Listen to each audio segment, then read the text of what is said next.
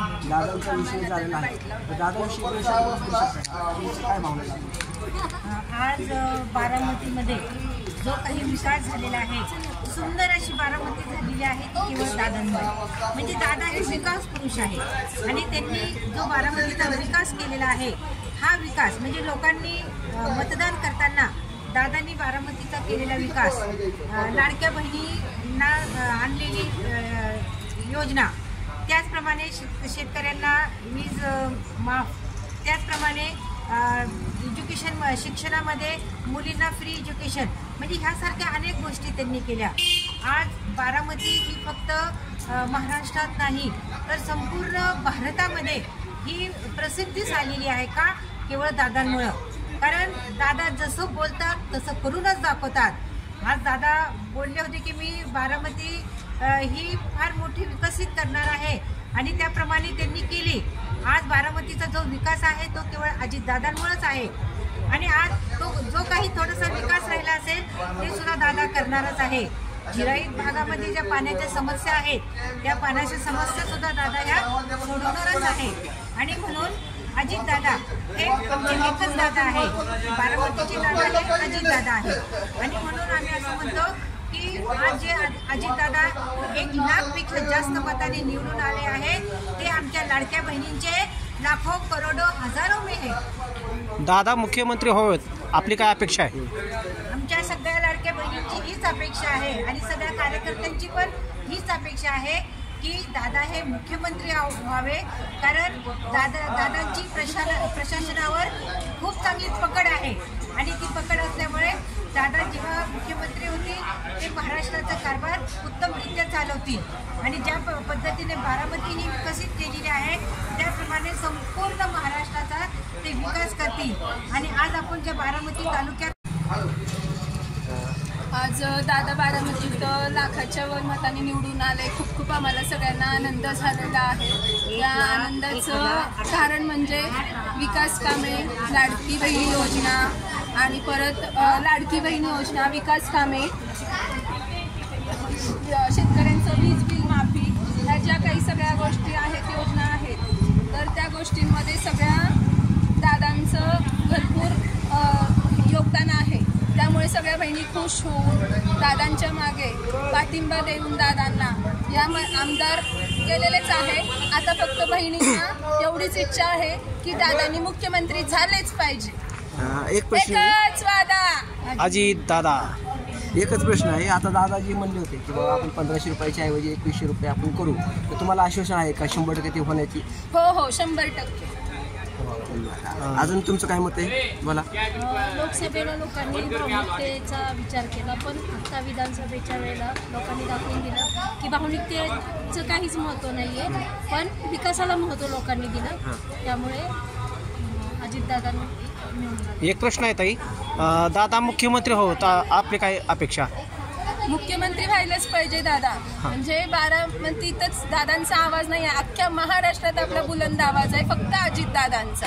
आणि अजितदादा हे ना अगदी खणखणीत नाणं आहेत, त्याच्यामुळे आपण कुठल्याच गोष्टींना दादांना मागं सरवू शकत नाही. म्हणजे बारामतीचा दादा एकच अजितदादा. वा, थँक्यू मॅडम, धन्यवाद. ही सगळ्या महिला भगिनींची आणि आमच्या लाडक्या बहिणींची ही इच्छा आहे, ज्याप्रमाणे की राजे शिवाजी महाराज या जिजाऊ मातोश्रींची जी इच्छा होती की राज्य व्हावे, ही श्रींची इच्छा होती, तशी आम्हा सर्व महिला भगिनींची, लाडक्या बहिणींची एकच इच्छा आहे की दादा मुख्यमंत्री व्हावे. बारामतीच्या विकासाबाबत तर आपल्याला काय बोलावं, तर एकच वाक्यात मी एवढं सांगेल की हातच्या काकणाला आरसा कशाला. संपत्ती तर सर्वजण कमवतात किंवा संपत्ती ही ओघाने सगळ्यांच्याकडे येत असते, पण ती टिकवण्याची जी कला असते ती आमच्या आदरणीय अजितदादांच्याकडे आहे. आणि अजितदादांनी जी पवारसाहेबांच्याकडून जी आलेली त्यांच्या म्हणजे ह्याला पद आलेलं होतं, ते पद जे टिकवून ठेवलं आणि त्या पदाचा इतका सदुपयोग केला की त्या पदाच्या सदुपयोगामुळं आणि त्यांनी केलेल्या विकास कामामुळं आणि त्यांच्या कार्यामुळं आज जी त्यांना 1,18,000चं जे लीड मिळालेलं आहे की त्यांच्या कामाची पोचपावतीच आहे असं म्हटलं तर वावगं ठरणार नाही. अल्पसंख्याकांसाठी दादांनी काय केलं पाहिजे अशी तुमची अपेक्षा आहे? अल्पसंख्याकांसाठी तर दादांनी जी काही म्हणजे आज जी सीटं दिलेली आहेत ते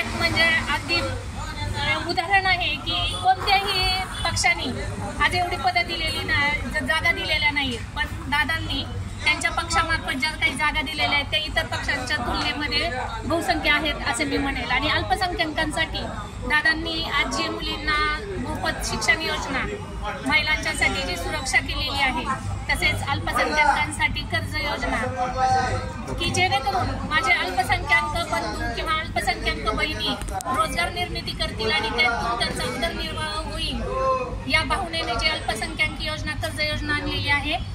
अशाच काही अजूनही ज्या काही योजना असतील ते दादा राबवतीलच, यात काही तीळ मात्र शंका येत नाही. धन्यवाद, थँक्यू. कोण देणार आहे का अजून? दे ना बाई. बाईक देणार आहे का? नाही, तुम्ही? धन्यवाद. सर्व काही ठीक आहे. मोबाईल नंबर घ्या, आम्हाला लिंक पाठवा. दमाने कडा ताई, एकदम दमाने कडा. हां बस, ओके, धन्यवाद. न्यूजपेपर न्यूज आहे ना, ARS म्हणजे आपला राजेश शिंदे या नावाने आहे. तुम्हाला लिंक पाठवली जाईल. तुमचा नंबर माझ्याकडे आहे, तरी पण मी नंबर द्या. घेतो. हां, त्यानं नंबर देतो मी तुम्हाला. घेतो, बंद करा. येताय का घेताय तेवढं सांगा. विगोन चौकामधील राष्ट्रवादी भवन या कार्यालयामध्ये आहे आणि कार्यकर्ते तिथे जमा झालेले आहेत आणि अजितदादा यांचं खूप मोठा जल्लोषात तिथं स्वागत झालं, म्हणजे त्यांचं निवडून आल्याबद्दल स्वागत झालं. ते आपण कार्यकर्त्यांचा जल्लोष आणि त्यांचे कल आपण बघून दिले. तर दादाविषयी आपलं काय म्हणलं, दादा निवडून आलं तर आपला दोन या ठिकाणी दादा आज 6व्यांदा 1 लाखाच्या मताधिक्याने निवडून येत असताना महाराष्ट्रातील दादा कोण तर अजितदादा हे या ठिकाणी जाहीर झालेले आहे. बारामतीचे दादा हे पूर्ण महाराष्ट्रात दादा झालेले आहेत. 6व्यांदा 1 लाखाच्या मताने निवडून येणारे अजितदादा हे महाराष्ट्रातील नव्हे तर जवळपास माझ्या माहितीनुसार भारतातले पहिल्यांदाच आमदार झालेले आहेत. आणि दादांचं काम बोलतं, दादांचा विकास बोलतो. दादा हे महाराष्ट्रातील विकास पुरुष झालेले आहेत. राष्ट्रवादी काँग्रेस पक्ष हा संघटनेवरती चालतो. राष्ट्रवादी काँग्रेस पक्षामध्ये जवळपास 20 ते 22 संघटना आहेत. युवक संघटना आहे, महिला संघटना आहे, माझ्या अपंगांची संघटना आहे. सर्व संघटना असतात. महिला संघटनांमध्ये 2-3 संघटना येतात. सर्व संघटना अशा 20 ते 22 संघटनांमध्ये ही पक्ष चालतो आणि या संघटनांनी पूर्णपणे ताकद दादांना दिलेली आहे. यामध्ये महिलांची विशेष करून मी या ठिकाणी आभार मानतो की या ठिकाणी मताचा टक्का वाढला तो महिलांमधून वाढलेला आहे आणि लाडक्या बहिणींचा दादा म्हणून दादा महाराष्ट्रातून पुढे आलेले आहेत. दादांच्या या विजयाला या ठिकाणी बारामतीकरांनी भरभरून यश दिलेलं आहे. एक प्रश्न आहे तुम्हाला, बोला की. शेतकऱ्यांसाठी दादांनी काय केलं पाहिजे? दादांनी शेतकऱ्यांसाठी आता केलेलं आहे की वीज बिल माफ केलेलं आहे. 7.5 मेगावॅटपर्यंत दादांनी सर्व वीज बिल माफ केलेलं आहे. माझ्या माहितीनुसार अमरावतीमध्ये एक 15,000 मेगावॅटचा प्रकल्प लवकरात लवकर सुरू झालेला आहे आणि तो संपुष्टात येईल आणि त्यानंतर सर्व शेतकऱ्यांनाच नव्हे तर महाराष्ट्राला देखील या ठिकाणी वीज मिळेल आणि शेतकऱ्यांना देखील या ठिकाणी मोफत वीज दिवसा मिळेल. दादांचा शब्द आहे की मी दिवसा वीज देईल आणि संध्याकाळी आपल्या लेकराबाळांच्या जाऊन शेतकरी सुखी राहील. अशा पद्धतीने दादांनी शेतकऱ्यांपर्यंत केलेले हे कार्य 7.5 मेगावॅटपर्यंत वीज माफ ही सर्वांची लाईट बिलं ही 0 केलेली आहे. या ठिकाणी दुसरं कोण बोलणार? प्रश्न असा आहे की दादा आता वरती मुख्यमंत्री झाले पाहिजेत असं तुमची काय अपेक्षा आहे? झालेच पाहिजे. दादांना शब्द दिला की दादांनी बहीण योजनेत सगळ्या महाराष्ट्रात मिळून बहिणींनी जे दादावर विश्वास ठेवला, दादांनी बहिणीवर विश्वास ठेवला. दादा 8 वेळा निवडून आले, 8वी वेळ आहे आणि दादा निवडून आले म्हणजे असं भ्रम होता की दादा कुणाचा. आता दादा महाराष्ट्राचं नव्हतं, राष्ट्रवादी दादाचे आहे. महाराष्ट्राच्या जनतेने दादाला मान्य केलं की हाच आमचा नेता आहे, हाच आमचा राष्ट्रवादीचा मेन माणूस आहे. आणि अजितदादामुळं तळागाळाचे जे संविधानचा प्रश्न होता, जो मॉमिडन समाजाच्या सगळी लोकांनी दादाला सहकार्य केलं आणि दादा लाखोच्या मताने निवडून आले. दादा 8व्यांदा महाराष्ट्राचे आमदार आणि भावी मुख्यमंत्री अशीच आमच्या बारामतीकरांची इच्छा आहे, अख्ख्या महाराष्ट्राची इच्छा आहे की दादांना मुख्यमंत्री व्हावे.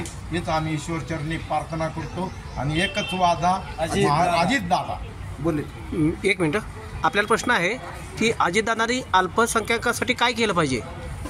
अजितदादांनी अल्पसंख्याकांसाठी ऑलरेडी जे काही केलेलं आहे, जे काही अनुदान जे काही दिलेलं आहे ते भरपूर आहे. आणि त्यांचा जे मागचा जे प्रश्न होता की अजितदादा मुख्यमंत्री व्हावे का, तर त्याचं उत्तर असं आहे की जी अजितदादांची जी प्रशासनावर जी पकड आहे, अजितदादांचा जो प्लॅन आहे डेव्हलपमेंटच्या बाबतीमध्ये तो इतर आमदारांपेक्षा भरपूर आहे. कारण की जी बारामतीमध्ये डेव्हलपमेंट झालेलं आहे त्या आजूबाजूचे आपण हे बघतो, तालुके बघतो ते कितीतरी पटीने चांगले, तर त्याचा फायदा पूर्ण महाराष्ट्राला व्हावा.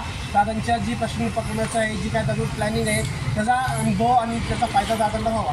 त्यामुळे दादांना मुख्यमंत्री पद मिळावी ही आशा आहे. दलितांसाठी दादांनी म्हणजे वर्गीकरण कसं केलं, दलितांच्या मतांचं वर्गीकरण दादांनी कसं केलं? बोला ना पटपट. दलितांचा प्रश्न घेत असताना दादांनी सुरुवातीला महात्मा फुले महामंडळ, मातंग समाजासाठी महामंडळ आणि सर्वांसाठी महामंडळ तयार केलेले आहेत. चर्मकार केलेला आहे, खाटीक समाजासाठी महामंडळ तयार केलेलं आहे. अशा महामंडळाच्या माध्यमातून इलेक्शन लागायच्या अगोदर सर्वांसाठी महामंडळ तयार केलेले दादांनी. यापुढे त्या महामंडळाला प्रत्येक वेळी प्रत्येक ह्याच्यामध्ये अहवालामध्ये दादा त्यांना आपल्याला निधी देतील. आणि निधी देत असताना प्रत्येकाची गरज जशा पद्धतीची आहे सगळ्यांना या ठिकाणी, माझ्या दिव्यांगाला देखील या ठिकाणी दिव्यांग बांधवांना देखील बारामतीमधून दादांनी शब्द दिला होता की दिव्यांग भवन बांधून देतो. सर्व समाजांची या ठिकाणी भवन बांधलेले आहेत. आमचं दिव्यांग भवन ही महाराष्ट्रातील पूर्णपणे महाराष्ट्रातील 365 तालुक्यात त्या तालुक्यांमधील बारामतीतील पहिलं दिव्यांग भवन हे बारामती तालुक्यात होणार आहे, बारामती शहरामध्ये होणार आहे. दादांनी असा शब्द दिला होता. प्रत्येक समाजाला प्रत्येक वर्गाला प्रत्येक जातीला दादांनी या ठिकाणी न्याय देण्याचा प्रयत्न केलेला आहे. या ठिकाणी दादांचा स्ट्राईक रेट 80 नव्हे तर 90पर्यंत जाताना दिसतोय. दादांचं या ठिकाणी प्रशासनावर ते असलेलं प्रभुत्व पाहून या ठिकाणी भाजपचे जरी जास्त सीटं आली असली तरी बी भाजप या ठिकाणी दादांना मुख्यमंत्रीपदाची संधी देतील अशी या ठिकाणी आम्ही बारामतीकर सर्वजण इच्छा व्यक्त करतो. सर्वांनी दादांना मुख्यमंत्री होण्यासाठी थोडंसं संधी द्यावी आणि दादांच्या नेतृत्वाखाली महाराष्ट्र हा पुढे जाईल. दादांच्या महाराष्ट्राची जरी आता या ठिकाणी 6.5 लाख कोटीची उलाढाल असली तरी बी दादांनी दिलेला शब्द येणाऱ्या 3 वर्षात भारत हा 10 लाख कोटीच्या आसपास महाराष्ट्र हा 10 लाख कोटीच्या आसपास जाईल. आणि या ठिकाणी महाराष्ट्राची 1 ट्रिलियन आपली अर्थव्यवस्था होईल. त्याच वेळेस भारताची अर्थव्यवस्था ही 5 ट्रिलियन होईल. म्हणजे दादांनी 10 वेळा या ठिकाणी अर्थसंकल्प दिलेला आहे. दादांनी या महाराष्ट्राला 10 वर्ष अर्थसंकल्प दिलेला आहे. हा दादांचा दृढ निश्चय आहे. या ठिकाणी दादा निवडून आले आणि त्याबद्दल जो जल्लोष आहे तो जल्लोष या ठिकाणी आपण बघत आहात. खूप या ठिकाणी तरुण आपला वर्ग या ठिकाणी अजितदादाच्या निवडून आल्यानंतर हा जो जल्लोष दिसत आहे तो आदरणीय अजितदादा पवार साहेब यांच्या हा जो जल्लोष आहे. या ठिकाणी मी युवकांसोबत थोडंसं चर्चा करतो.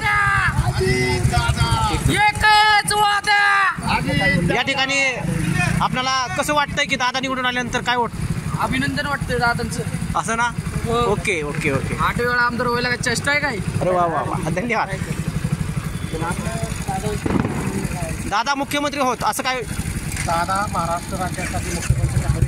आणि दादा महाराष्ट्र असेल गोरगरीब व सर्वसामान्य हे दादा सगळ्यांची काळजी करतात, सर्वसामान्यांची करतात. आणि दादा इथं बोलत इच्छित दादानी शेतकऱ्यासाठी काय केलं पाहिजे? शेतकऱ्यांसाठी दादांनी त्यांना पाणी